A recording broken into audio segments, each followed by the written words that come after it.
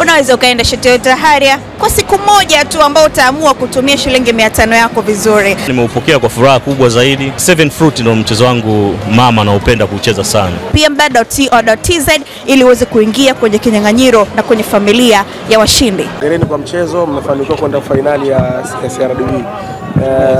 Imekuwa moment nzuri kiasi gani leo kwenye mchezo dhidi ya JKT? Nadhani kwetu hii ni furaha kubwa. Tulijua mchezo utakuwa mgumu. Tunacheza na timu ambayo ina mwalimu mzuri, tunacheza na timu ambayo imefundishwa pia vizuri.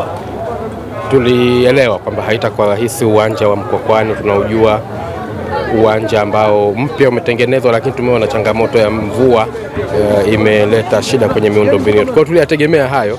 Kwa hiyo ukiachukua hayo na tulichokipata kwetu, kwa kweli ni faraja kubwa, na tunasema alhamdulillah, tunamshukuru Mwenyezi Mungu kwa matokeo haya. Mmefanikiwa kwenda finali.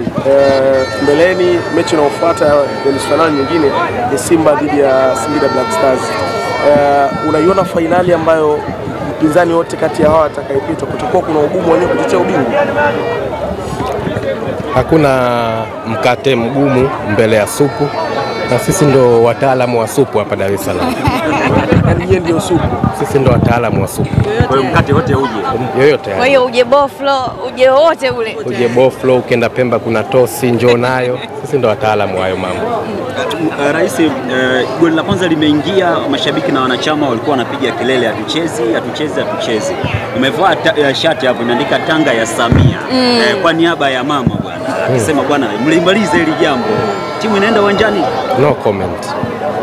Lakini hamwezi kucheza mechi hizo mbili za ligi mpaka mmalize hiyo mechi ya 15 kwa ratiba, lakini kwa mujibu wa ratiba.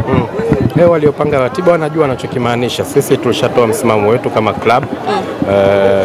Kama taasisi, msimamo wa taasisi unajulikana, na msimamo wa taasisi ni msimamo wa taasisi. Hakuna yoyote ndani yetu ambaye anaweza kubadilisha. Basi hapa hakuna mechi mpaka tarehe 15. Pengine tutegemee Young Africans kucheza baadhi ya michezo ya kirafiki mpaka kufikia tarehe husika ambayo mna mechi?